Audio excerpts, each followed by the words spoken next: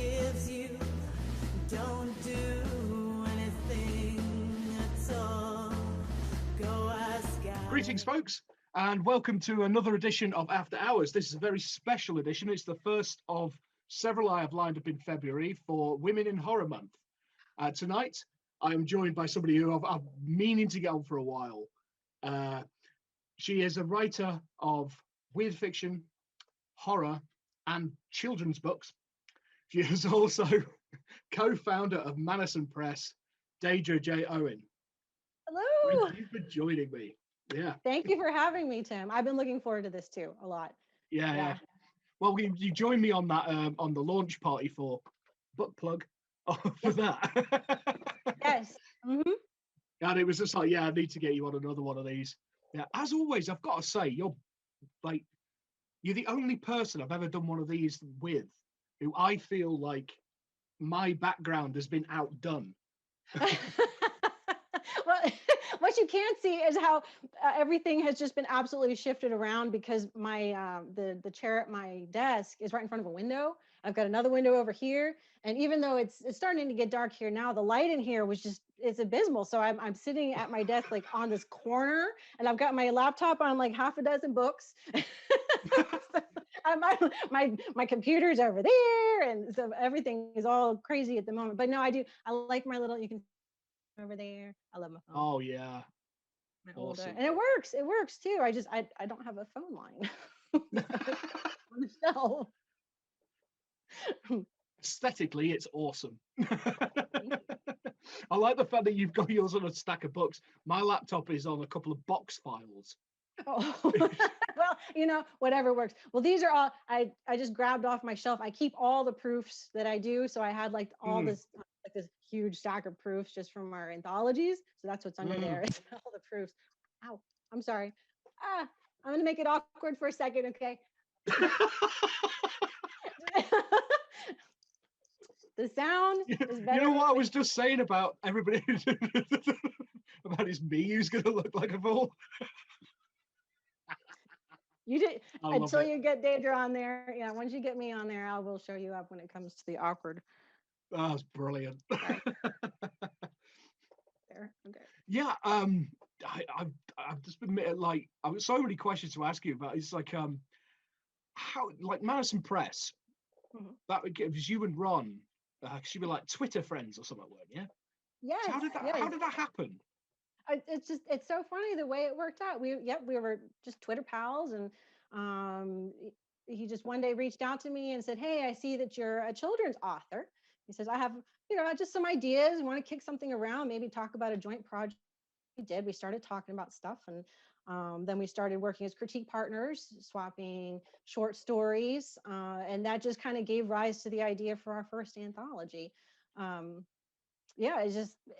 Nice. It's one of those things that developed out. You didn't expect it, and we're working together. And the next thing we know, we're like, well, we need to make this a little more official if we're going to start bringing in outside authors.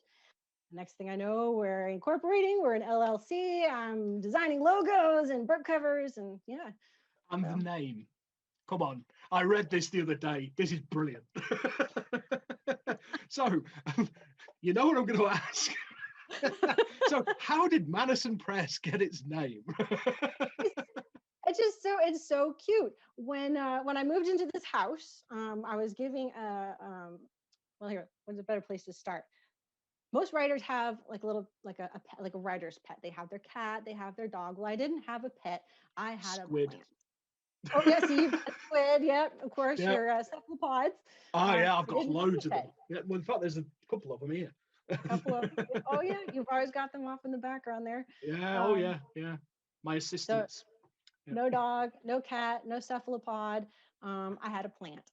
It was a peace lily.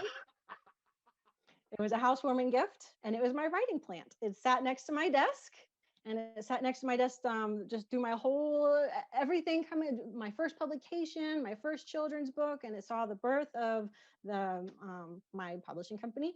And we were talking about names, and I thought about this little plant because when I decided it was my writing plant, I decided it needed a name. So I asked my daughter at the time, I think she was 7. And I said, can you help me name my plant? And it was so quick. She thought about it for a second. She says, Mannison. Okay.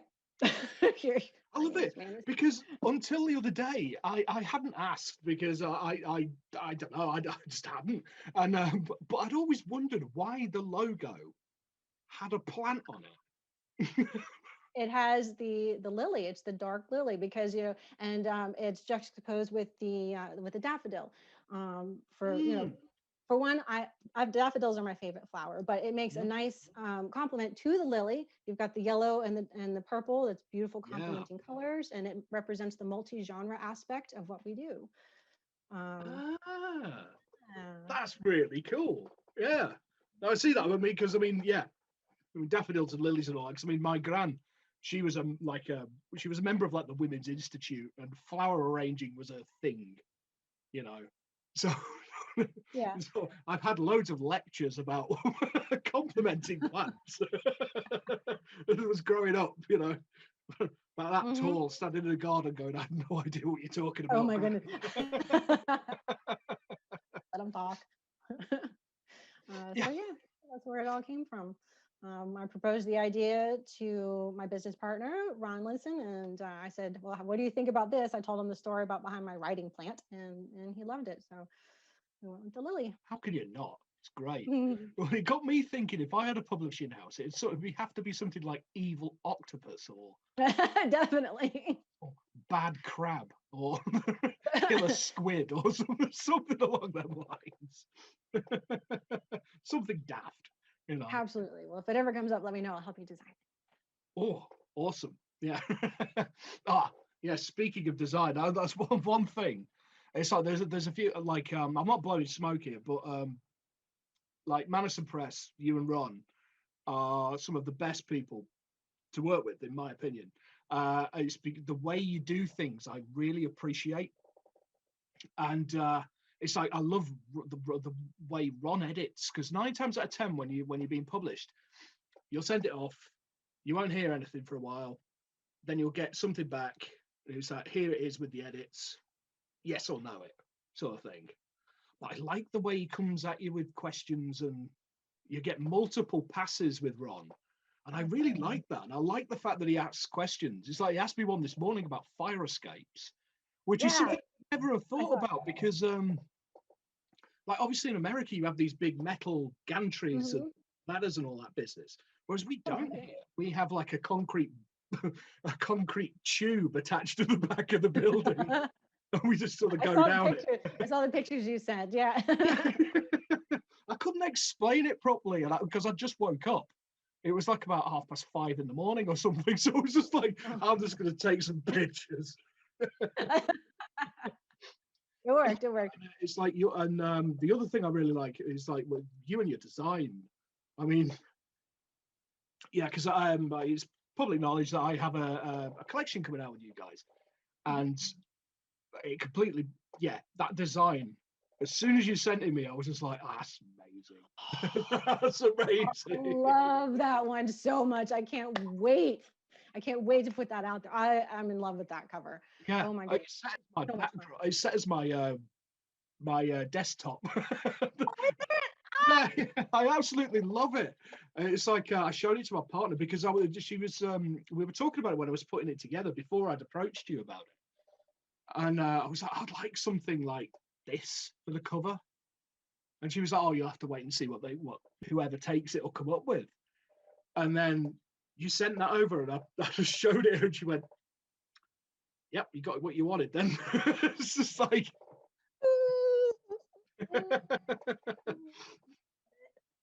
Oh, I'm so Oh glad. yeah, it's great work. The thing is, I mean, it's right from the beginning when I started working with you guys. It's like you, because I came in with that with the Little Boy Lost anthology, Mhm.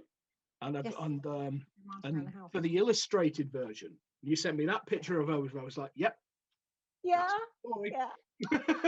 That's it. Loved doing that. That's it. I love doing that, making illustrations for all the stories in the anthology. Unfortunately, it's really not worth it. I mean, the illustrated editions, the price point it's a little too high with the illustrations in it. So it's not, they don't really do so great. And it's a lot of time investment making all those illustrations. Yeah. But it's still really fun to have been able to give that to you guys, to all, all the, because we had 13, I think, in Little Girl Lost, and 15, was it 15 in Little Boy Lost? Yeah, it was 15, I think. Yeah. And loved it. I loved doing the illustration for that. I had fun with Monster in the House, and it's the little things, just doing the shows and getting the cast across the floor and stuff. Yeah. So I was thinking, when I got my copy of it, I was just flicking through, and I was like I hadn't read the stories at this point. I'd just seen the pictures, and I started reading the stories, and I was like, yeah. Yeah. I think I really like that kind of thing, but I guess it isn't, because especially now when everybody's feeling the bite a little bit because of COVID and all that. Yeah, I mean, it's that's one of really those things fun. that's really nice to have. Yeah. But 9 times out of 10, a lot of people are just going to buy the ebook because that's what they can afford. Yeah. But I'm an exception to that rule. I will eat rice for a week for a shiny edition. I have to have hardbacks, and I have to. I'm a hoarder. I hoard everything, and it's like, if there's a special edition of something, I have to own it. I'm just one of those suckers, I guess, that people design all this, like, it's like the new video game, right? We'll have the normal version, and then we'll have this ridiculously overpriced version that has like a t-shirt with it. Mine.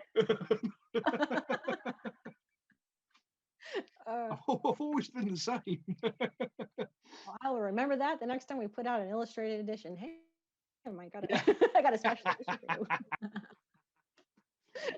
Yeah, brilliant. Well, I think it's some of the other publishers are actually getting kind of wise, and they're doing like Redbubble, like, they get the print on demand t-shirts and things like that. Oh. Yeah. There's a couple of publishers I work with who've done that, and yeah, it's really funny because the first person they come to, would you buy this? Yes. Where can I order it?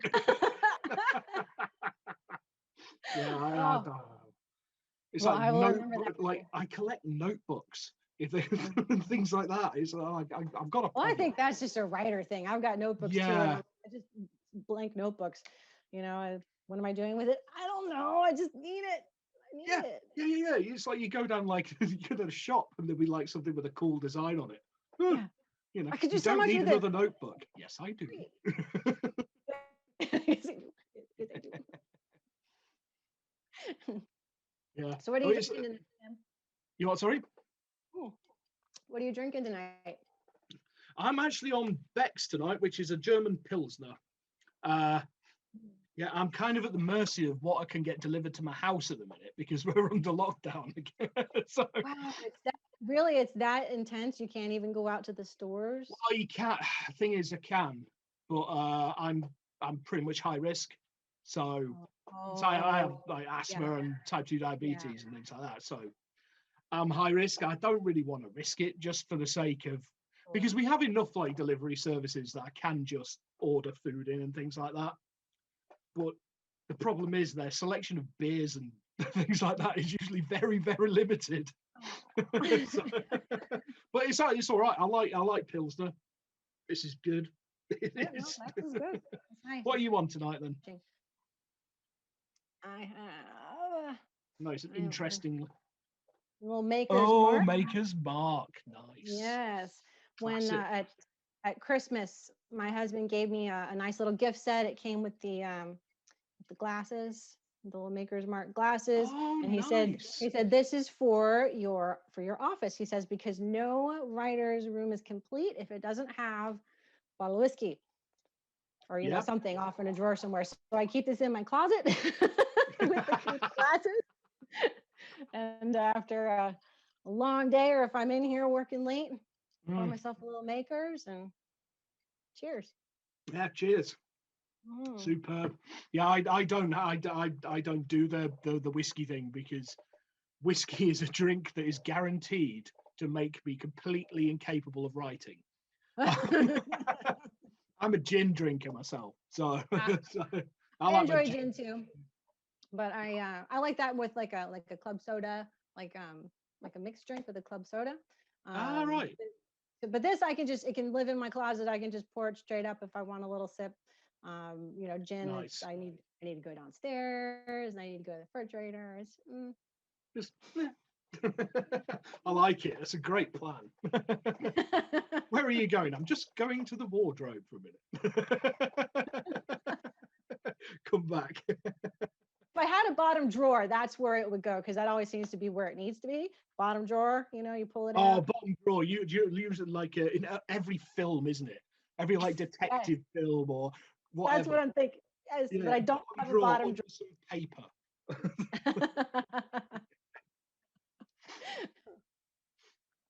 Yeah, it's yeah. Nice. Yeah, I keep meaning to make myself like a mini bar or something. But, like, Yeah. I don't know where to put it because I'm only a tiny little flat. I could probably I get a little. I leaned over like I was going to see around you. Yeah. Well, I've got my bookshelf comes here, you see, right? Oh, So I yeah. could probably get a couple of optics there. Like, excellent. Oh, have you seen? I did. I was going to say that earlier. I saw my bunny ears. I love it. I love it. Yeah. I love it. My Yeah, it's like, because I mean, yeah, because I really loved reading that. I had such fun reading that. so much It's fun. like it's like I say, you've had a kind of a straight, like a bit of a strange start in terms of you went for the children's books first, Yes. and then all of a sudden you're writing that. I went from children's books. Well, I went briefly through humor. So, you know, children, All right, yeah, weird, horror. So that's like a natural progression, right? From children. yeah, I think so. I think so. And I Yeah, still 'cause- do children's stuff. I'm still working on some stuff on the side. I've got another picture book I'm working on to accompany the first ones, and ultimately I'm going to be re-releasing them under a new little imprint. Put it under the Mannison nice. Press umbrella, but just under its own little imprint. So I'll have my children's books all together, and they'll be re-released, second editions. I'll have a new one. So I'm still doing little children's stuff on the side, just kind of my own little side project. That's cool. It's something I can't do. I tried once. Did you? There was a call for horror stories that were suitable for children, and I thought I toned it down enough. And it's the story that is actually going to be in the collection. Rouse the Knot. One of the ones you sent us. That's the uncut version basically, but I trimmed it. And they were basically like, Tim, very, very sorry, but you can't write for children. It's basically a case of you can't have people being torn apart by trees. Oh, was it that one? Yeah, that that one. Yeah. What? Yeah. Oh, It was a completely different edit and a slightly different story, but that was the gist of it. And yeah. Oh my gosh, wait till you guys see this collection come out, because you're going to remember that. But that was supposed to be a children's story. It's in Mindy. Yeah, my attempt at a children's story. The thing is, I've got a completely skewed view of things, because I mean, when I was a kid, when I was like 6, 7 years of age, I was reading like Poe and Lovecraft and Ramsey Campbell and things like that. I never did the sort of the children's. I mean, back then it was like the point horror and all that, and I never did that. I just went straight to the Stephen King. Oh my word! Yeah, you know, that explains a lot. Yeah, so I actually my primary school teacher actually sent a letter home, because me and my friend, we were both really, and we were both into horror movies as well. We used to sneak down in it. We used to go and sleep over at each other's houses when we knew like our dads had been to the pub, so we could sneak down in the night and watch the late night horror movies. So we would be talking about all this, like this ridiculous splatter gore. And and I'm reading Ramsey Campbell. It's all this. And sent a letter home to my gran, and it was really funny, because she was like, I don't see. It's like, oh right, well I got him that out of the library. Oh, no. So they got it from before me. You know. Oh man. Funny. Yeah. Funny. Yeah, so I've got a completely skewed view of what children can and should watch, I think, or read. Yeah. Just by cutting out all the, like, there was no swearing in it, and I cut the gore like down to a minimum. And they were like, yeah, it's still too much. So, okay, noted. Yeah. I got it, but the thing is, the reason why I asked this is because, like, for your children's books, like, having read White Mannequin's Game, that is a really, really disturbing book. I absolutely loved it. I remember when we did when I did the reading of it, and we put it up on Mannison Press, and we did the sort of viewing party thing.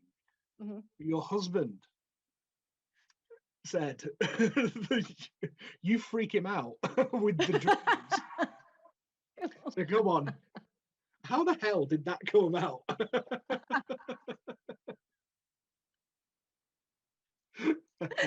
Oh, it's true though. It's true though. Some of my stuff, he can't read all my stuff. I'm working on a piece right now. I'm not gonna let him read that because he. But I don't know, and I can't explain where it came from because, like you said, I started with children's books. I have a young daughter, and she, I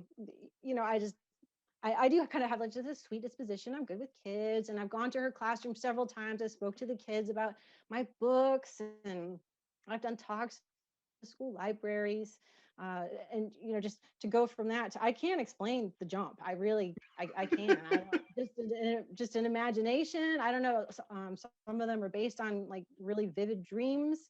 I find some really great inspiration from that. Actually, wake up with. Yeah. I'm like, oh, and I'm like, I got a pen. I'm trying to write it down. I'm taking it's great, but then I'll come into a great story, Yeah, I'm the same. The amount of times I've woken up my partner because I'm there scribbling furiously before it disappears out of my head. I'm trying to get it all down, and then I'll just conk back out again. It doesn't always translate though. My favorite example is when I this happened. I had a nightmare, got up, scribbled something, and I went back to sleep. And the next morning, looked at it, and it said, "What did it say? Scorpions are wasp lobsters." Yes.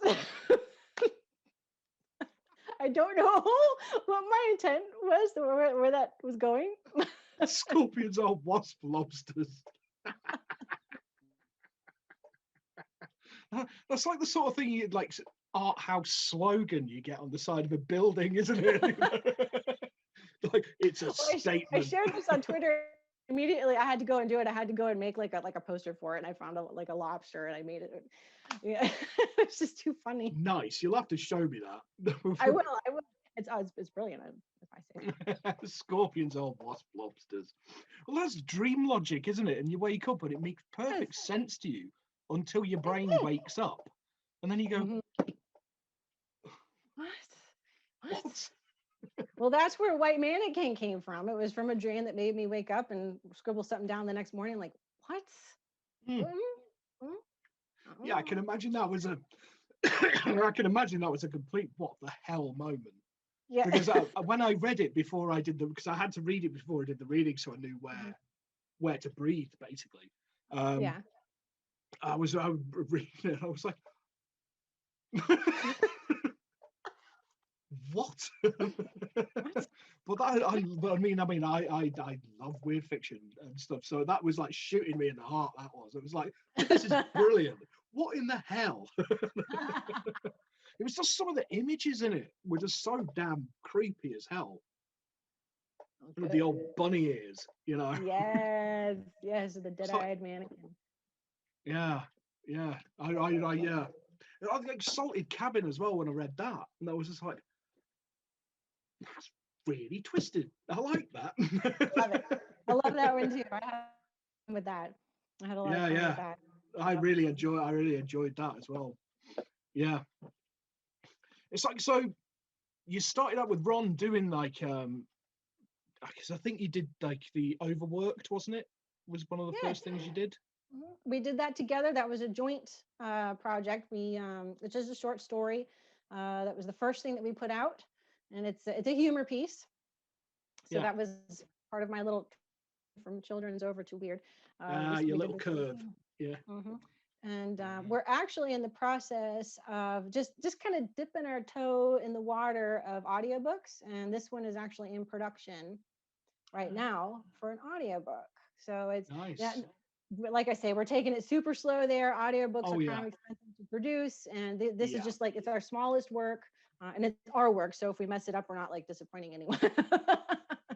No, it makes perfect sense. It's like, yeah, because it is Oh, quite a bit. I mean, the thing is, though, there is a big market for it, but it's yes, also a bloody big gamble, you know, it is. because it is. is quite an outlay, isn't it? hmm Yeah. Yep. So I've always said, like for any of my stuff, don't pay anybody. I'll do it myself. Yeah, yeah. Well, neither of us exactly has the voice for audio, so we're just you pay someone who does this for what they do. Yeah. That's what they do. Saying And, that, I mean, the pieces I had in It Course in the Forest, Erie River, they had an audio book for that, and absolutely superb. The guy they got in to do them absolutely nailed it. nice. And thing is, because I mean, as a writer, I mean, you've always, I mean, you must have the same thing right now. How does it translate to somebody else's voice saying it? Yes. Yep. Because you hear it in your head, but then when someone else reads it, yeah, you hear your own voice when you're writing it, but to hear something, it's actually kind of weird. Well, then you've already had that when I read yours. yes, Like, yes, but it is really kind of weird, isn't it? Yeah. Well, that's the first time that I'd had that sort of experience. I was like, that's kind of weird, but a very good weird. It's like, yeah. Really cool. Yeah. Well, Yeah, ultimately, I think it would be really great if we started putting out the mini in audio. Yeah. Like I say, that's kind of looking ahead. We're slowly expanding. We're doing different things, and this is one of the things we're looking into. Something a little more imminent is we're looking to expand into Ingram Spark. Oh, right. Yeah. Yeah. Yep, we're just starting to. That does make a lot of sense to go down that route. It does. There's financial investment there, and again, there's every time you take on a new platform, there's a learning curve, and the learning curve in Ingram is huge. So we're just getting started there. We're going to start with we're probably going to pick a handful of mini books to start with. Yeah. And your learning reflection will likely be among that inaugural batch. So, yep, that with a couple of the other ones that have done well is just a way to get into Ingram, because that'll get our books. You have the wholesale, right? You have bookstores who can actually go and bring it into their stores, right? They don't, we don't have to play the middleman. They can just go right to wholesale and buy the books for their store. So hopefully that'll really do a lot for getting us out there and getting you out there, getting our authors seen. Yeah. I mean, now, because I've read a couple of the mini books now. I've read Gary's now. I hadn't when I spoke to him, Gary Power. Gary Power. Yes. Superb. I loved that. That was great. Yeah. I really enjoyed that. I was just looking at our catalog. I've got it pulled up over here. We have 22 now. We've got 3 more coming out. So we'll have 25 mini books by the end of March. And it was just such a really cool collection of genres too. There's fantasy in here. We have Eric Lewis has like a mini collection. There's like a little mini collection in a mini book. Oh, I saw that. Yeah. That confused me for a minute because I was like, it's a mini book. It's a collection. Yeah. Cool. Isn't that cool? Was it 5 or 6 stories? I'm so sorry, Eric. I forgot it was 5 or 6 stories. But no, that's kind of high and low fantasy and really interesting read. So, and there's science fiction, and of course we got horror in there. There's a time travel one. I got ghost stories. Yeah, Ron's on that. I've actually got that on my Kindle. I just haven't actually read it yet. Oh, which one? Is it Agents of Change? Agents of Change. Yeah. Agents of Change. That's a fun one. That's fun. It's another. Both of them are kind of like time travel-y, but that's a fun one. Yeah, so I like that kind of thing, but it's one of those things I don't read all the time. But next time I'm in the mood for something like that, it's ready. Oh, we've actually got 2 little collections. I forgot my Crazy Nonsense. Crazy Nonsense. Oh, yes. I dreamt this crazy nonsense. Yeah. Yes. I love that title. Yeah, and it is. It's all stuff like the White Mannequin's Game. It's all weird, and it's not all horror. Some of there's some like funny pieces in there, and um, some little was there sci-fi? I don't remember. It's been a while, but No, I'll have to yeah, have that's another. I'll have to have a read of that because no, because the thing is, because I mean, I'm a like I say, I get a lot of my inspiration from dreams, and also like Lovecraft. A lot of his stuff, he dreamt it, and I love that kind of thing because I often think, what the hell is the subconscious doing? Right? It's just like Crazy business, and they could be so vivid. I'll wake up and it's like I just walked out of the theater and I can talk to you about this movie I saw. Like it's that yeah. vivid. And a lot of these dreams, like in this little collection, this little dream collection of mine, there I didn't have to do much to get it onto paper. So I Yeah, have no, the main character, I'm very similar. I mean, I but it wake up just with things there fully it is. formed in my head, and Yeah. I'll sit there for like however long it takes to scribbling it down, and then I'll go and type it. And yeah, and a lot of my stuff comes from that kind of thing. And yeah, I just Sigmund Freud would have a field day, you know. Tentacles coming out of everything. Pot plant, tentacles. Well, you mannequin, rabbit ears. How would you interpret it? Look, you want to try and find one of these dream interpretation books Yeah, and what try does and that figure mean? out what the Rabbit hell it ears? means. Yeah, yeah. Yeah, with a bunch of Oh. file cards. Oh my goodness. No, sorry, I love the mini book format. Me too. And I have spent ages finding all the different things that it will fit in. And like I had to prove it to you when I spoke to Gary, because I said on the launch thing that it would fit in my Sponnen, but I couldn't find it. I didn't know where I'd put it. But it did. I had to prove it. Fits in my leather waistcoat as well. It's like awesome. Oh, and it's I think it was Gabriel Hart discovered that it fits very neatly into just a standard size envelope. Yeah. I found that out as well when I was mailing them to people. Because Yes! like the first few times I was like, because I don't know how your postal service works, but over here, like one of the cost factors is how big the envelope is. No matter what's in it, it's how big the envelope is. It could just be like a stamp inside an envelope, right? And it'll cost like £1 more if the envelope is like an inch bigger. And I'd done a couple of these and I ran out of the bigger envelopes.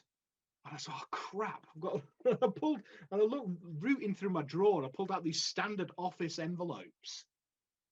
And I think they were my partners for when she was sending out a CV, when she was looking for a job. And I just sort of went, Just right in. Seriously? That's funny. That's Yeah. awesome. I forgot to follow up with them and find out if you needed extra postage though, because even though you do have like the size thing, you stick a stamp on it, and that's just like a standard letter. But sometimes, like if you're sending a greeting card and it's one of those like thick musical ones or like extra folds and all that stuff, it says it might require extra postage. So I don't know if you had to stick an extra stamp on there or what. But so I need to find out if you needed extra postage for that. Well, I was all right because it's down to weight over here. It's all down to weight. Doesn't matter what's in it. Yeah. So it was just a case of and doesn't weigh much more than a bunch of folded up A4 sheets, like your standard, So it was like, excellent. I could send out loads of these. Fantastic. Oh, that's great. The thing is, I'm a big fan of that mini book format. The thing is, though, they've kind of taken off, like in general. Yeah, I mean, I just really like them. They're just really cool. Well, what's really fun? I was just saying to Ron today, I was looking, we every now and then we'll go through and kind of check and see if anybody's got new reviews. And I'm starting to see people kind of latch on to that, the single sitting read, the way that we bill it. Yeah, I've spotted that because I'm one of these sad people who checks his reviews all the time. But I've seen that on a couple of mine, the perfect single sitting read. It's like, oh yeah, you see. I love when I hear that, hearing other people picking up on just on the words that we use, the verbiage, and just hearing them say what we're putting out there, seeing people pick up on it. And it's so exciting to see people enjoying exactly what we want them to see. You know, this is great. Just you sit down, you read a little story, throw it in your purse, you're going to the doctor's office, whatever, you know. And that's exactly what they're designed for. Today, it seems like we're almost going to extreme directions, because it feels like novels are getting bigger. You know, like you have the epic novel, 100K, 120,000 words. It's just getting bigger and bigger and bigger. And now we got our mini books, you know, because either you're the type that's going to invest in, you know, a giant epic fantasy novel, or either this giant tome, or you're the person who, like me, has no attention span. I don't really feel like investing all that. I'm going to forget. I'm going to read for an hour, put my book down, and then I'm just going to forget that I was reading. And I'll find it like a week later. It's like, oh, what's going on? What was I got to go back up a chapter? And it's just, I'm kind of a scatterbrain in that regard. And I find it hard to commit to those giant formats, which was kind of where I love the mini book thing. I want to go buy more. Yeah, I mean, the thing is as well, though, like today's society, like not at the minute because nobody can go anywhere, but we live in a commuter world now, and that's why like things like flash fiction and drabbles and all that kind of stuff kind of took off. It's people sitting on trains going to work. Yeah. And if I was going to work in the morning, I could stuff that in my coat pocket. I'd read it on the way. I'd go and do my job. I'd read the rest of it on the way home. Awesome. Yeah. Piece of entertainment. Yeah. Yep. Yeah, and you see how it goes. I mean, like you see quite a few with like similar kinds of formats. It seems to be but I think this nails it. It's just it's just because it's like some of them you get are really small, and I've got really big sausage fingers, so I'm always dropping them. But these are perfect. You know, it's you know. Yeah, so now you're branching out into novellas. Yes. That's your next. Very excited about this. It's this will be the this is the largest of the what was the word? The short form fiction format. You know, we've got the short stories, and we've got our little that go up through novelettes, and we have our collections, we have our anthologies, which are collections of short stories, and now we're branching out into novellas, which are 20 to 40K. And we had an incredible showing. We were only open for 2 weeks with the submissions, because we're only looking for a little handful. This is a big undertaking for just it's just 2 of us. So of course, yeah. And in the past, when we were running like anthologies, we ran those submissions for a couple months, like 2 to 3 months, and they would just kind of trickle in, and we got a good showing. We got good amount of work to come in. But on this, I just out of curiosity, I had to tally it up because I'm a dork, and so I tallied up the word count that we were sent, and we were sent over 1.3 million words. Just the collection, just everybody, all of the submissions, and that was just really exciting. Just so many people, and it makes me feel grateful. Oh God, yeah. Everybody's sending us their work. People pour into this, and whether it's absolutely stellar or maybe it's not so stellar, it's still someone's work, and it's something that they really put out heart. there. And I mean, and I feel so grateful for them just to let me read it. And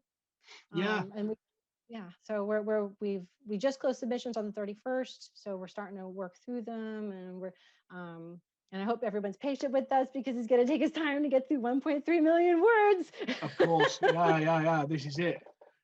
It's like I was talking to Michelle River, the Miri River, when the last anthology submission, they had something ridiculous, like I can't even remember the number now, but it was like about 500 submissions. It's 2 of them. Wow. I know, right? It's just like, that's just bonkers. Yes. Yeah, it's an incredible amount of like numbers, really. I mean, Mm. and you got to think that each one of those is between like 5 and 8K. Mhm. It's a lot of words, isn't it? It is. It is. That's a lot. That's a lot. It's a lot of words. It's a lot of words that Yeah, comes in. but it's like that the number you just said. That's I can't even wrap my head around that. It's just like, this is why I could never be. I don't think I could ever be. I could probably be involved in publishing, but I don't think I could ever be a publisher because that just scares the crap out of me.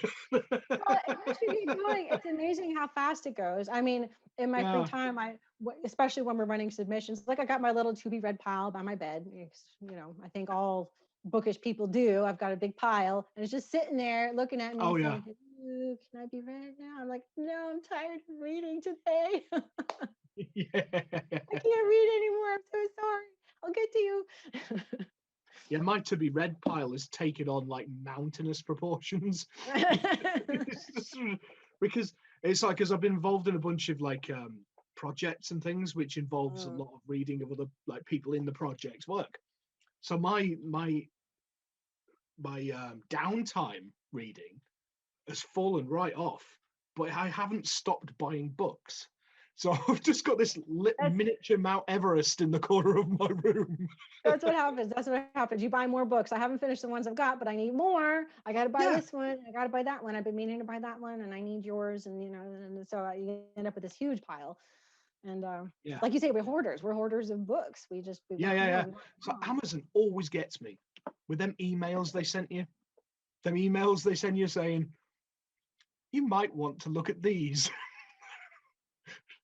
It's always doom, isn't it? Clicking that It is. link It's like, because it's no, like, oh, no, I can't. I can't. No. yeah, here's some stuff you might be interested in. Oh, here we go. Where's my credit card? Oh, it's funny. We got an email. It was a promotional email. I think it was from Amazon. It said new releases you might be interested in, and they sent us our own new release. I think it might have been your book. They do it to me all the time. They actually did that with Birdie Reflection. They sent me that. Yeah, you might be I think interested it in was this. It's yours.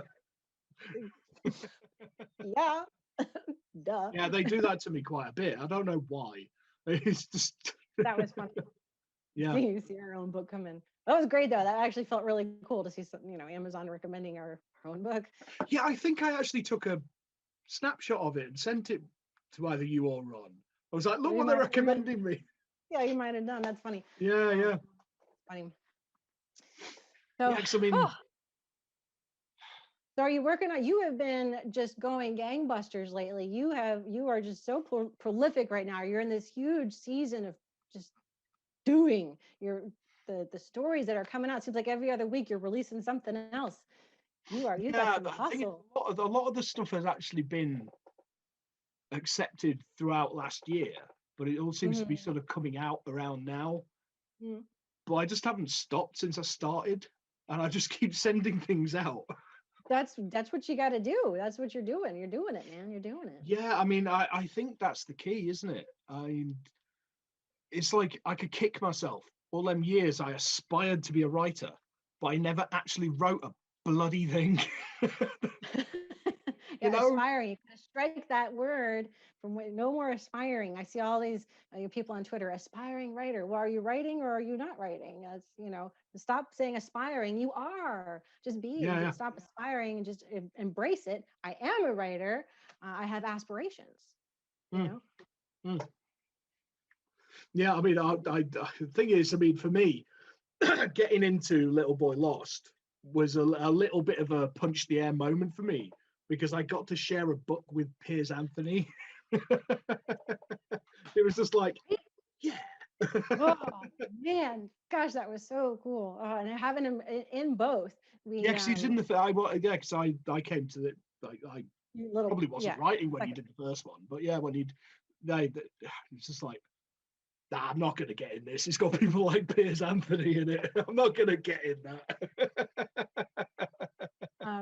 Yeah, we were actually talking. We're already thinking ahead to the next round of mini books because we want to open submissions again for them. Hopefully this summer once we get this kind of underway and chugging along.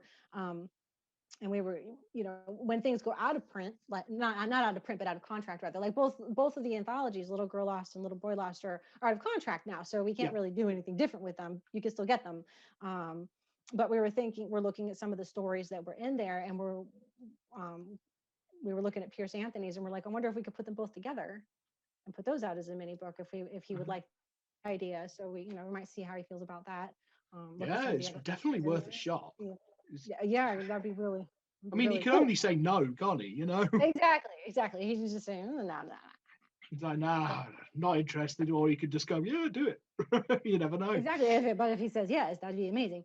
And just looking at other stories that were in there, can any of them stand on their own? And just trying to think ahead. We're both thinking about, do I have anything just kind of sitting in the back corner? Ron's got a book that he might brush up and see about putting out as a mini book, and just thinking ahead. So but it's really fun to think about something like working with Pierce Anthony again. It is. I mean, yeah, and the thing is, I got to actually talk to him. So he's just like, because I thanked him because he on his blog he did a review of Little Boy Lost, and it's like, it's something I'm going to have on my tombstone. Because he was like, Monster in the House by Tim Mendes. This made me wince. Just like, yes. Doesn't it feel great when you make someone like, yeah, you make somebody like Piers Anthony go, ooh. It's like, yeah, awesome. I must have done something right on that then. Absolutely fabulous, indeed. Yeah, and I thanked him for it. He was just like, no, I really enjoyed it. Just like, oh, thanks. That was it, but I still talked to him like 2 sentences. So. Print out the email and like frame it for your wall. Yeah, I'm tempted to actually make a banner on my website for it. This story made me wince. Piers Anthony. I love it. That's great. Are you working on anything else right now? Are you loads. Good. Loads of stuff. Yeah. I've got to that sort of point where I've got a load of things that I know I need to be doing, but there's something else I really want to do first. So it's just like, can I get that done in a week? Yeah, it'd be fine. I'm like that. I set myself ridiculous deadlines and things like this. I because if I don't, I won't do anything. I'm one of them people that unless I metaphorically stick a cattle prod up my own arse, I won't do anything. I'll just sit there like watching the television, scribbling in my notebook. But if I go, deadline, Tim, I'll go, I had to do that with myself recently. I'm working on a project and I keep putting it off because this is going to sound so stupid, but because it's hard. It's hard. It's a really hard scene that I got stuck on. And when I say hard, I mean just like it really emotionally invested. Like this is a really disturbing scene. And so I had to finally set myself a deadline and be like, girl, you got to get this done, because you're just going to sit on this forever, and I got people waiting on me, and I had to get through it. So I was using Twitter as a buffer. Yesterday I was working on it, so I would write a sentence or two, and I'd go over to Twitter and like horse around for a few minutes, and take a little brain break, and go back. Where was I? Okay. I do that with crap TV. Yes. If I'm doing with something like writing something that's really kind of draining, because I write a hell of a lot of action sequences, and I don't know if it's only me, but when I'm writing them, I start feeling knackered.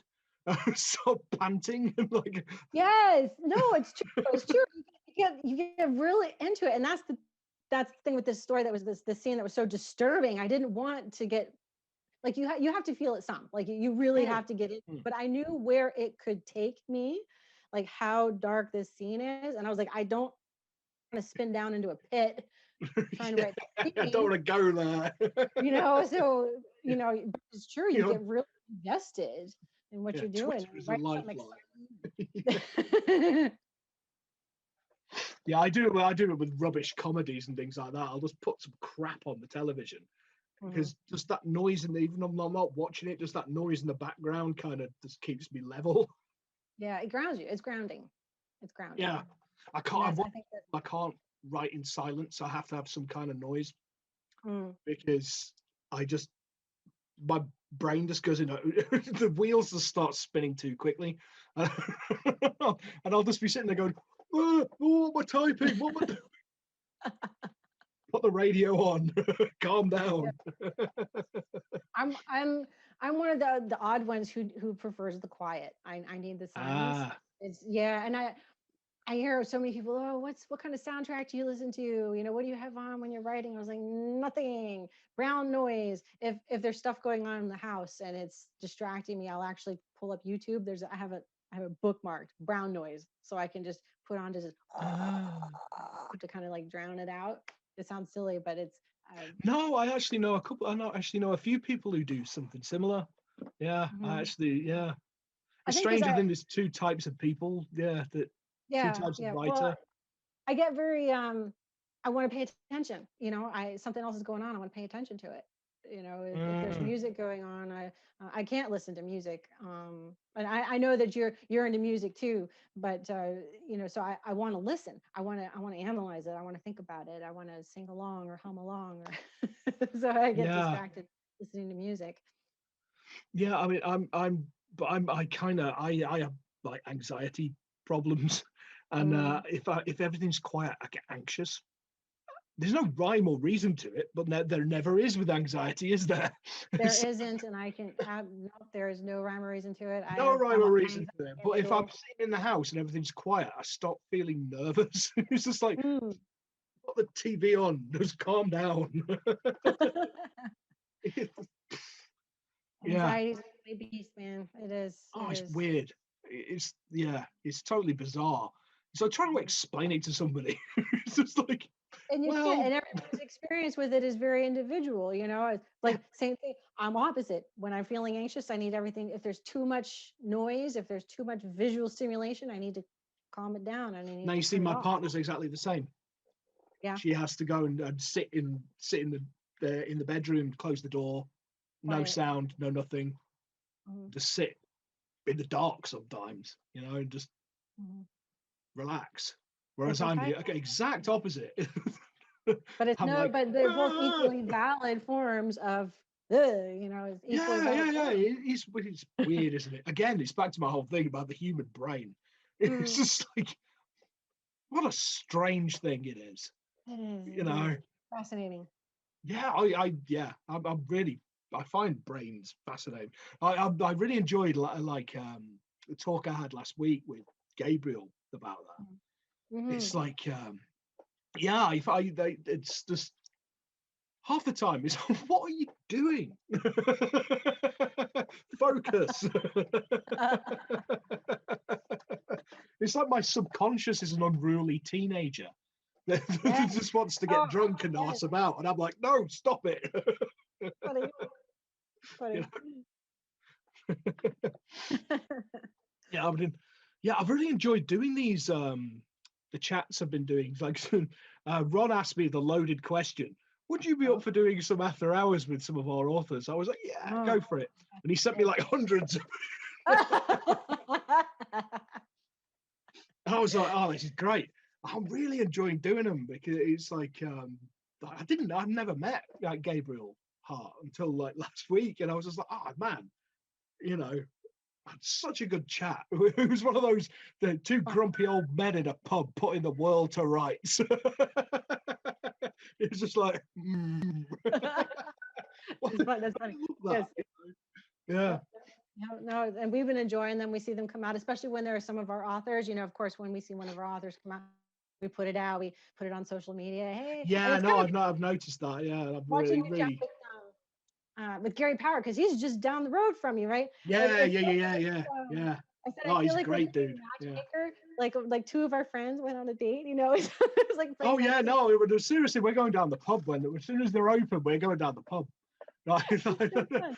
So fun. I could see me and him getting on very well. It's just, I think I love that. This is why I do these after hours segments, just because it's nice to chat with other authors and people, Yeah. and just just chat with them, as opposed to sit and ask a few questions. And Yeah, it's not just like it's not just an interview. It's getting to know somebody, being silly, like after hours. This is called the virtual pub, and that's what it is. You sit down, you have a drink, you exactly. relax, and just chat about whatever happens to come up. It's this. I've really been enjoying the series, and it's a lot of fun.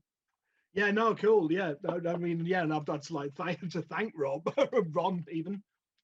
Thank Ron, because I've got I'm like booked up till something ridiculous like April, because Oh, I love it. obviously It's I'm doing fabulous. the February I'm doing the women in horror thing, so I'm going with publishers as well as just authors, so I'm booked up in Cool. February. Well, then March is booked up. I've got Connor Kurtz and Oh, cool. Craig, can't remember his surname. Don't Craig mess with Crawford. bunnies. Crawford. Craig Crawford. Yeah, don't mess with bunnies. Yeah, Fun. yeah. I've got Yes. them Oh, they're guy. both I've got great them stories. guys lined up, and yeah, and a couple of other people I'm organising with at the minute. This is like I great. look forward. And it's fun to see you chatting with some of our authors, because we do build a rapport with them as we go through the publication process, but Yeah, you don't really get to know them like you do here, where you sit talk, you see them, you see their mannerisms, and you hear them yeah. expressing themselves, and so I look forward to that. I look forward to that. Do Mm. you have any of the other MP authors that you connected I've with? got I've got a few lined up, and I can't. I didn't mean to put you on the spot. No, Sorry. I do. I'm just trying to remember the name. I've not actually organised them properly, but Rhiannon Lotz. Rhiannon Lotz. Yep, Yeah. we've got a couple of her things she just put out of Gods and Myths. She's got nonprofit. Yeah. I saw that, and I was really interested by that when it popped up on your feed. I was just like, that looks really cool. Yeah. Which one? Because they were both cool. Of Gods and Myths, that one. Yeah, and Gods and Myth. Yeah, and I just Oh, thought that's another collection. That's another mini collection. So we yeah. have 3 mini collections. Yes, that's another one. And those are little mythology stories. Well, mythologically based. And Mm. that was fun. That was fun. And I loved the cover for that one, the like celestial. Yeah, I was just about to say I absolutely adored the cover. Because I mean, the thing is, I'm a dodgy old goth. Let's face it. So by proxy, I'm kind of obsessed with Egyptology. I have the Eye of Horus tattooed on the back of my neck. It's just like, Cool.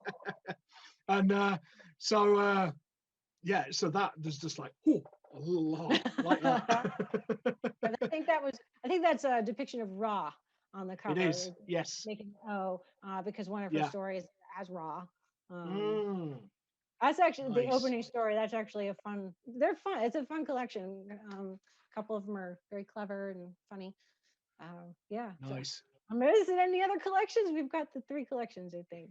Mini book collections. Yeah. Well, actually, funnily enough, like because apart from your mini book collections, you've got like your standard size collections. You put out a Yep. Western one, We did. didn't And you? That looks cool as well. They'll be like I keep meaning to pick that up, because it'll be kind of like being a kid again, because a kid and reading all the like, and watching Rawhide on the TV. Yep, that's Gary Clifton. It's a collection of his stories. Now that most of them are reprints. I think there's one original, but most of them are reprints. So it's just a collection of all his stories from this little Western universe. And where he's actually got a mini book coming out in March, Gary Clifton. So you'll see his name pop up again. But the Nice. Western is really fun, and it's some of them are pretty heavy hitting. I mean, it's got a little content warning. I mean, there's some heavy stuff in there, old cowboy days, gunplay, etc. But I was very excited when Ron proposed the idea for this, working with Gary Clifton and his Westerns. I was like, a Western? Oh, that's amazing. Because most of our stuff is fantasy and horror and sci-fi and stuff. So it really helps us. It's just embracing that multi-genre aspects. We've got that, and then the other. That's something that I would say about Mannison Press that I think sets you apart to a degree, is because like you will just put out whatever you think is cool. And I love that sort of philosophy. And that's another reason I didn't think for a second that I'd get a Little Boy Lost, because it's like multi-genre. Is Tim Mendes with his weird cosmic horror crap. Well, I said to Ron, next time, we do an anthology, if it's another multi-genre, we should probably at least offer the genre for every story, because as you're going through, you have we have some horror in there, and there's some sci-fi, and there's some time travel, and there's a little even romance, isn't it? There's a little bit of romance. Yeah. So, as you're going through, I thought it would be fun just to kind of leave that as a surprise. You start reading, you're like, oh, look what this is. But maybe it would be more appropriate to offer this. No, I like that. I like that about it. I really do. It's like one of those what's the word? It's like, get them chocolate assortments, right? Oh yeah, sort of chocolate. Off and you don't know what you're going to eat.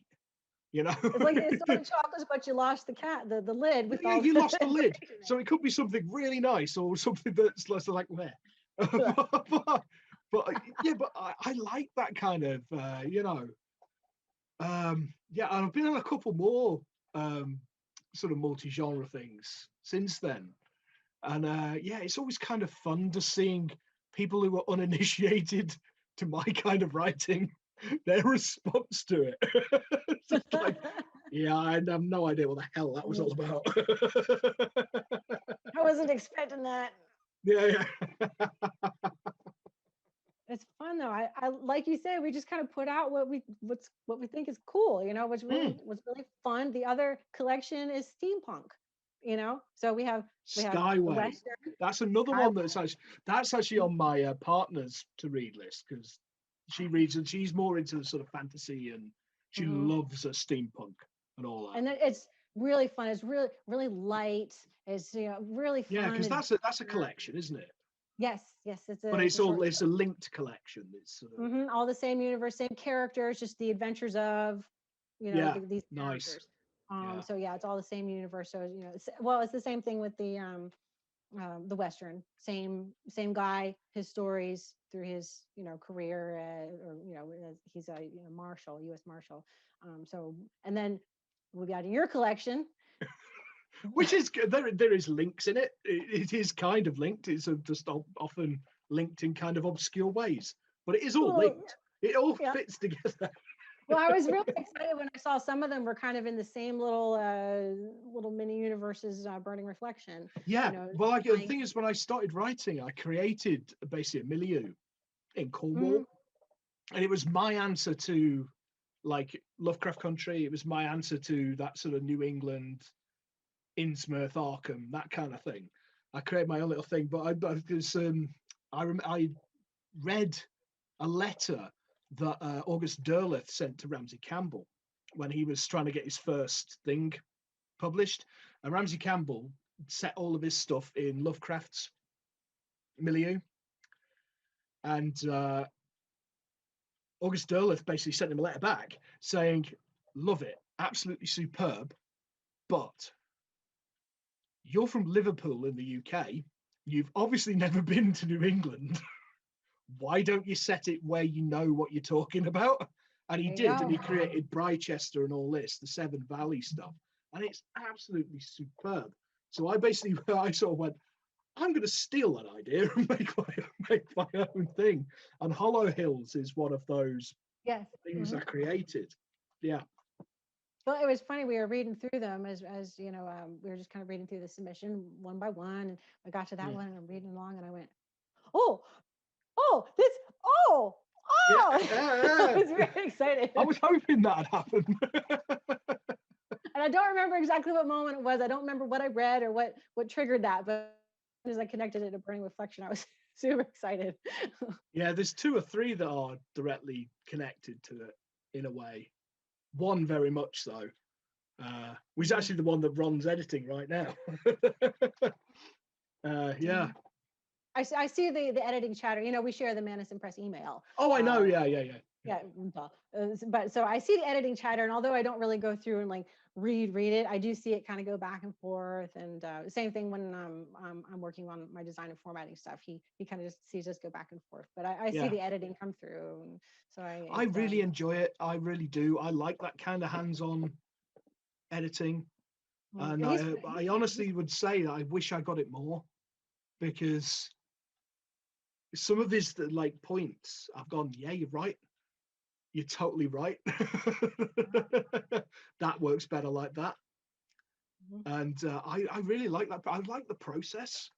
I do. I find I actually really enjoy it. It's yeah, it's strange that you don't get it all that much. It's interesting to hear, just because as we embarked in this adventure, we just kind of brought to the table what we had, and Yeah. I guess just bringing in our personalities, our work ethic, just how we approach things. And he and I both, you know, the way we approach things is very, very similar, and just the investment of ourselves. And it's interesting to hear that that doesn't always happen. So, No, I mean there is some great. I've worked with some superb editors as well. mm, You know, I really have. well, you're going to And find it across the board. You know, you'll find some good ones and yeah, maybe less vested ones, and or you know, people who just do the work and that's they're done. You know, yeah. but I just like the way Ron does it. I just really appreciate that kind of way of doing it. Where he'll mm. sort of go, here's what I'm thinking on the first pass. I'm thinking this. I'm thinking that. I'm thinking this. What the hell are you talking about there? He'll tell you. He'll tell you right up. Yeah. It's usually like that. There's usually like a couple of points, and then and what are you on about? But I'd rather somebody ask than put Yeah. out a potential fuck up, you know, than potentially go, oh, it's obviously it's obviously a weird British thing. I'll just put it in, and it turns out it's a typo. You know, I would rather him come to me and go, what are you talking about? Well, that's one of the really interesting things about working with international writers, Mm, especially over in the UK. Just learning about just writing in the UK, you know, because we now have a good handful yeah, of authors from over there. We have some from Canada too. That disconnect is a little bit smaller, you know. It's they're our northern neighbor, so there might be a few little things. But I lived in Canada for a little while, so when something like that comes up, you know, I'll just say to Ron, "Oh, it was this and this and this." You know, yeah. I have It's that like little bit of info. I honestly never realized until I started being published in America, because my first publications were over in the States. Um, and I never realized that there were so many subtle differences. I mean, Just little. everybody knows about the U in color, and everybody knows about things like that. But there's Mhm. so many other little subtle things that nobody ever mentions. Little And nuances, little turns of phrase, little like the yeah, stairwell thing, the fire escape yeah, thing. Yep. And some of them are even regional. Like Ron and I are both East Coast. I'm Florida. He's New York. mm, And someone out in California. I couldn't tell you what it was. I feel like something came up, and we're both like, "What?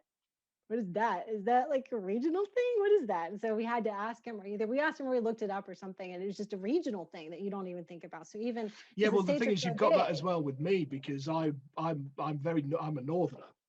So Mhm.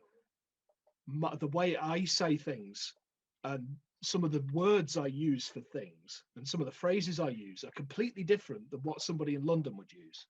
Yes, yeah, They're yeah, yeah. totally different. I mean, I it's like have noticed almost like that. we've got a different language. Yeah, It's just like, even though the UK isn't big, just the variety of linguistics throughout your region is yeah. phenomenal.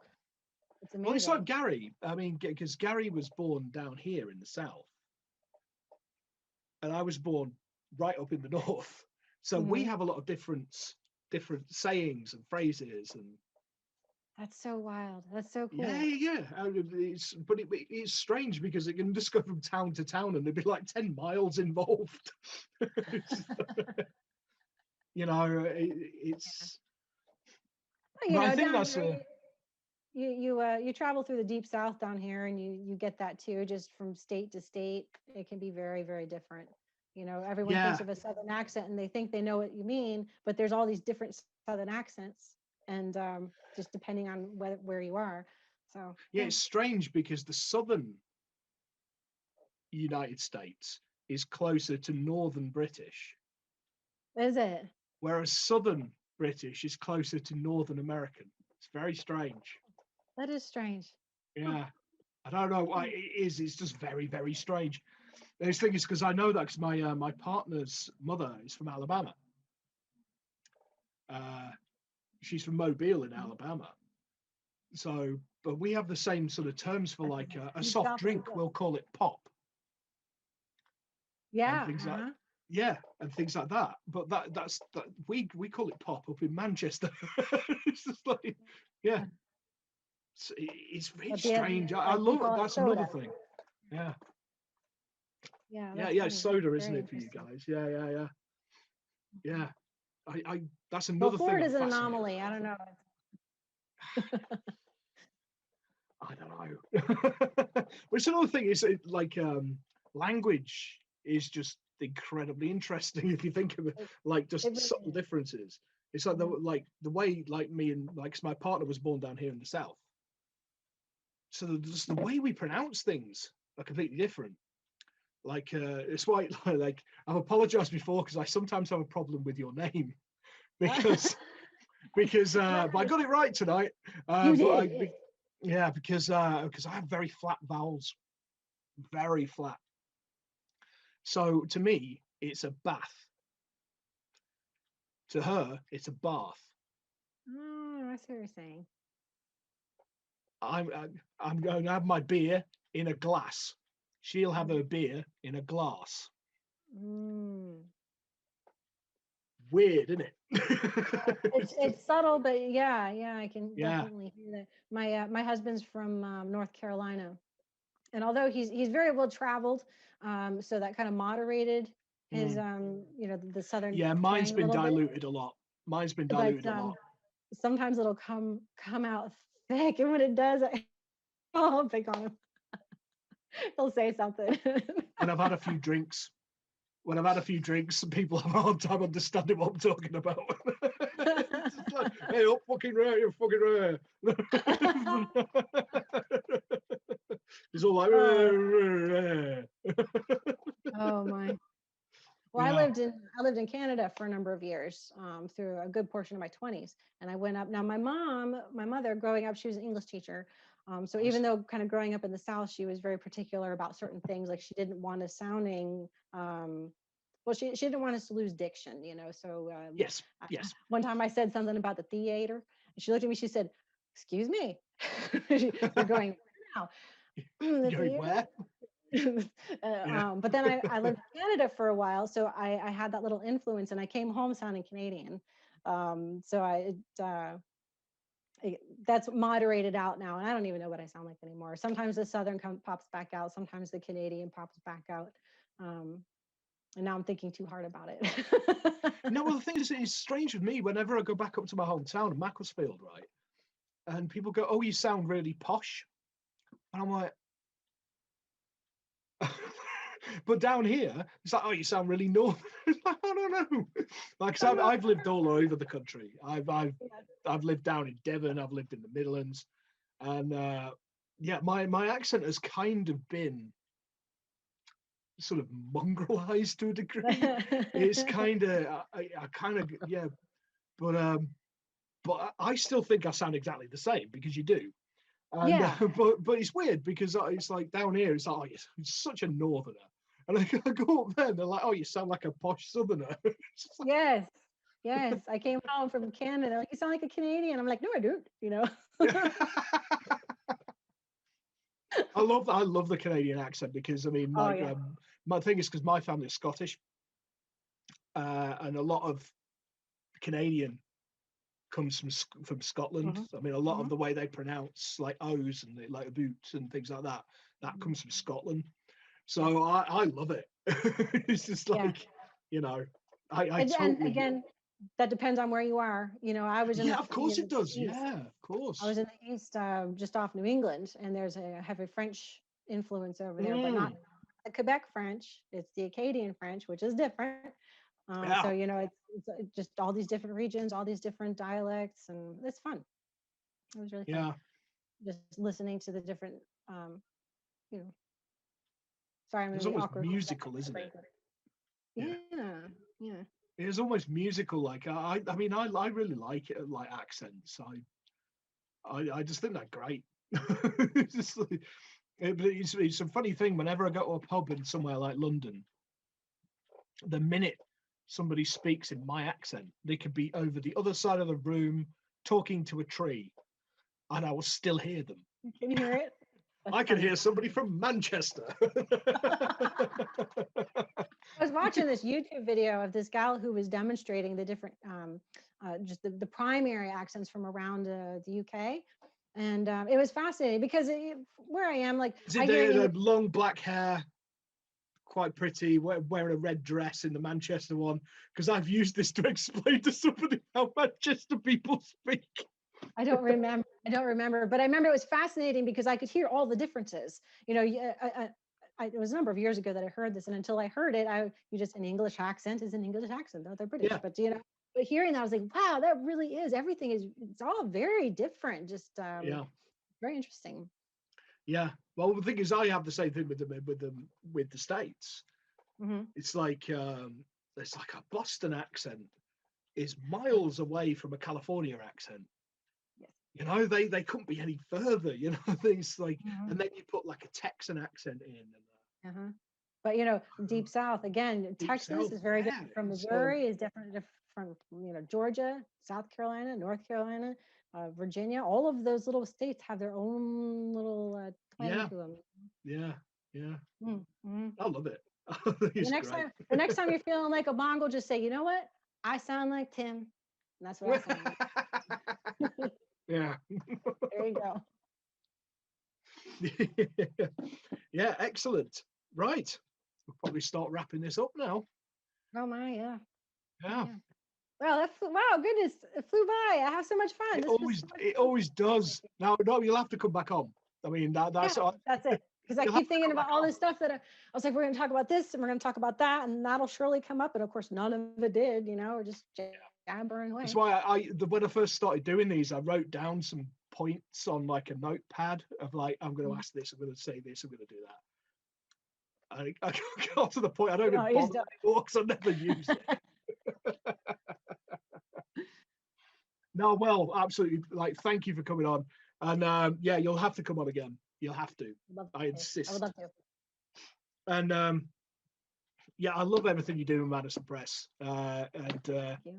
it's. I'm just really glad that it's all kind of positive, because I know like how tough things are at the minute with COVID and all that. It is. But I think we're all finding ways of getting around it. Mm-hmm. We're kind of adapting to it. Hopefully it won't last much longer. Please. Please, I want to see my authors in bookstores. I want to see them out there, Yeah, damn it. Yeah. Oh God, that's such a bugbear for me. Because my first publication was in December of 2019. So I had all plans for 2020. I was like, right, I'm going to go to this. I'm going to go to this bookshop. I'm going to go to that bookshop. I'm going to book myself a little tiny little table in a corner at the Sheffield Horror Convention. I'm going to do all this crap. And then, no, you're not. Yeah, game over. Yeah. Oh gosh, it needs. I'm like excited for what could come, but we need to get there. We will. I'm sure we will eventually. Yeah. Well, like I say, and like seriously, good luck with the novellas and all that kind of stuff. There may be one in there from a certain person. There might be. I might have seen a familiar name. Oh no, not again. I'm excited.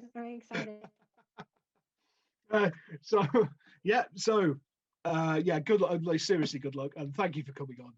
Thank you so much for having me, Tim. Yep. So tonight I've been joined by Deidre J Owen from Mannison Press, and that's how you can go to her website. That's deidrejowen.com. If you want to check out, like we were talking about these old bunny ears here. I would suggest you go and check it out, because it's one of them stories that I read and I'm just like, I don't think I've ever read anything quite like this. I honestly don't think I have. It's like, yeah, proper weird fiction, like superb. Yeah, so go viewauthor.at/Deidre_J_Owen. All of these will be put under by somebody with technical usefulness. Callum, thank you. Makes me look vaguely professional. Yep, if you want to check out all the mini books and all the other stuff we've been discussing tonight, go to Mannison Press. So that's MannisonPress.com. As always, I've been Tim Mendes, timmendeswriter.wordpress.com. Thank you so much. Yeah, it's been superb. Wonderful. Excellent. Thank you. And thanks for watching. When she's 10 feet tall, and if you